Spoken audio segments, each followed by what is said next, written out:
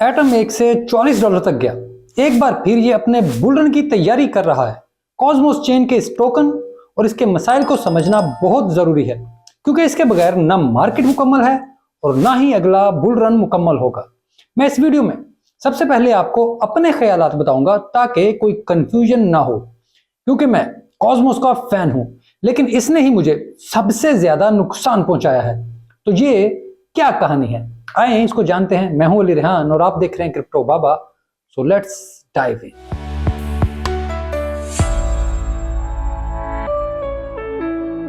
Cosmos मेरी पुरानी मोहब्बत है। एक जमाने में मेरे पास एटम टोकन भी थे। ये पिछले बुल रन में $1.5 से $44 तक गया। मैंने खूब पैसा भी बनाया, लेकिन फिर टेरा की तबाही हुई और सबकी तरह मुझे भी नुकसान हुआ। मेरे पास लूना नहीं थे, लेकिन मेरे कुछ पैसे स्टेबल कॉइन में थे, जो बिलाखिर स्टेबल नहीं रहा और इसके बाद मेरा दिल उठ गया और मैंने फिर इसके बाद एटम नहीं खरीदे। लेकिन इसका मतलब ये नहीं कि मैं इसकी टेक्नोलॉजी और अगले बुल रन में इसकी अहमियत को नहीं मानता। ये बस मेरा जाती सा जहनी मसला कह लें। नुकसान हुआ, मेरा दिल उठ गया, बस इतनी सी बात है। लेकिन मैं अपने जाती मसाइल को आपके और एटम के दरमियान नहीं लाना चाहता। इस वजह से ये वीडियो बनाई है, तो इसे जरूर मुकम्मल देखें, बीच में ना छोड़ा करें। अच्छा, अब थोड़ा इस सारे मामले का बैकग्राउंड। टेरा का कॉइन लूना सिर्फ कॉइन नहीं था, असल चीज इसका स्टेबल कॉइन टेरा यूएसडी था।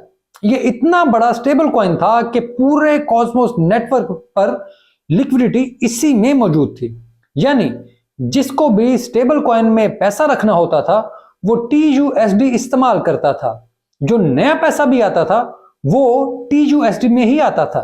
यूं हर एक का पैसा TUSD में था।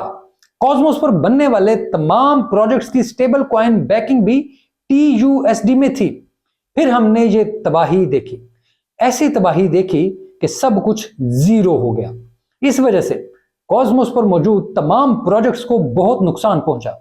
तमाम प्रोजेक्ट्स की स्टेबल कॉइन बैकिंग जीरो पर पहुंच गए। बेशतर प्रोजेक्ट्स हमेशा के लिए तबाह हो गए। इस वजह से कॉस्मोस सिस्टम में से पैसा खत्म हो गया, यानी लिक्विडिटी उड़ गई। मेरे जैसे हजारों लोगों ने कॉस्मोस से मुंह मोड़ लिया। इसके बाद कॉस्मोस पर मौजूद प्रोजेक्ट्स ने बहुत कोशिश की, लेकिन लिक्विडिटी वापस नहीं आई। सब कोशिश करते रहे, मुख्तलिफ प्रोजेक्ट से मुआहदे किए, लेकिन USDC, USDT जैसे बड़े बड़े इदारे भी कॉस्मोस से दूर थे, क्योंकि उन्हें पता था कि इस पर मौजूद प्रोजेक्ट्स के फाइनेंशियल हालात ठीक नहीं, तो सब दूर थे। अब इस अहम तरीन मसले को हल करने के लिए कॉस्मोस के बहुत से प्रोजेक्ट्स ने एक पूल बनाया है। सब मिलकर लिक्विडिटी के मसले को हल करने की कोशिश कर रहे हैं।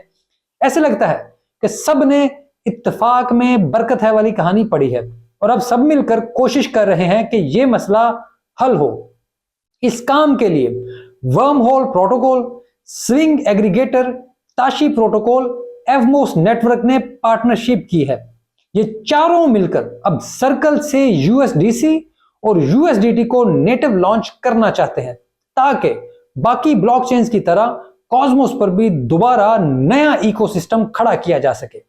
अगर ये मसला हल हो जाता है और ये दोनों स्टेबल कॉइन कॉस्मोस इकोसिस्टम पर भी नेटिव टोकन लॉन्च कर देते हैं, तो एटम का कॉइन एक बार फिर बुल रन में आ जाएगा। वैसे मेरा जाती ख्याल है कि यह मसला सितंबर के आखिर तक हल हो जाएगा और अक्टूबर खत्म होने से पहले ये दोनों स्टेबल कॉइन कॉस्मोस पर काम कर रहे होंगे। कॉस्मोस के इकोसिस्टम पर बहुत बड़े बड़े प्रोजेक्ट्स मौजूद हैं, बस इसको टेरा ने इतना बड़ा नुकसान पहुंचाया कि ये लाख कोशिश के बाद, लाखों जतन करने के बाद भी अब तक इसको रिकवर नहीं कर सका। लेकिन कभी नुकसान का यह मतलब नहीं होता कि कॉस्मोस इस मसले को खत्म नहीं करेगा। मुझे पूरा यकीन है कि ये मजीद मजबूत होकर इस बार उभरेगा, क्योंकि इसमें बुनियादी टेक्नोलॉजी ठीक है। ये बुनियादी तौर पर बहुत इफेक्टिव प्रोटोकॉल है जो इस वक्त अपनी सिक्योरिटी बेच भी रहा है। हाँ, यहां मैं ये तस्लीम करता हूं कि बतौर सिस्टम और कंसेंसस ये बिल्कुल फुल प्रूफ सिस्टम नहीं है। इसके ब्रिज सिस्टम को कई बार हैक किया जा चुका है। वर्म होल ब्रिज कई बार लूटा जा चुका है, क्योंकि इसमें 40 से 50 वैलिडेटर्स ही होते हैं। ये बहुत बड़े वैलिडेटर सेट की तरफ नहीं जाते। इस वजह से कॉस्मोस की डिसेंट्रलाइजेशन पर भी हमेशा सवालात उठते रहते हैं। इसके अलावा कॉस्मोस पर टेरा की तबाही के बाद एक और बहुत बड़ा मसला पैदा हुआ। वो था कि तमाम लिक्विड स्टैकिंग पोल्स मारे गए, कोई एक भी नहीं बच पाया। यहां तक कि WETH और WBTC भी खत्म हो गए। ऐसे में अब एक्सलर और न्यूट्रॉन कॉस्मोस पर एक बार फिर लिक्विड स्टैकिंग पूल्स शुरू कर रहे हैं। स्टेबल कॉइन आने से ये लिक्विड स्टेकिंग मार्केट एक बार फिर कॉस्मोस पर चल पड़ेगी। अगर आपको नहीं मालूम तो बैंकी भी एवेक्स पर लिक्विड स्टेकिंग पूल्स फराहम करता है। तो ये दोनों प्रोजेक्ट्स इंतहाई अहम हैं। ये बैंकी की तरह तो नहीं है, उसकी तरह आला सर्विसेज नहीं है यहां पर, लेकिन ये बहरहाल कॉस्मोस इकोसिस्टम की जान है, जिससे ये अंदाजा लगाया जा सकता है कि बुल रन में इनके कॉइन्स की कीमत में भी काफी प्रॉफिट मौजूद है। इसके अलावा एक्सलर और न्यूट्रॉन की एक और बहुत बड़ी खूबी भी है, शायद इसके बारे में आपको कोई भी नहीं बताएगा। ये दोनों प्रोजेक्ट्स 30 से ज्यादा लिक्विड स्टेकिंग सर्विसेज को कॉस्मोस पर ला रहे हैं। इनमें इथेरियम की सबसे बड़ी लिक्विड स्टेकिंग मार्केट लीडो भी शामिल है। अब आप खुद अंदाजा करें कि ये पार्टनरशिप्स इस सब को कहां ले जाएंगी, ये सारी लिक्विड स्टेकिंग कितनी अहम होगी, और जब ये सब कुछ होगा तो एटम टोकन पर इसका क्या असर पड़ेगा। एटम क्या एटम बन जाएगा।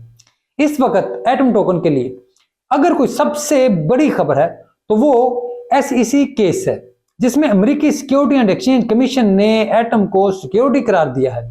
ये एक वाहिद फैक्टर है जिसकी वजह से मुझे लगता है कि इसके बुलरन के राह में ये सबसे बड़ा फैक्टर हायल है।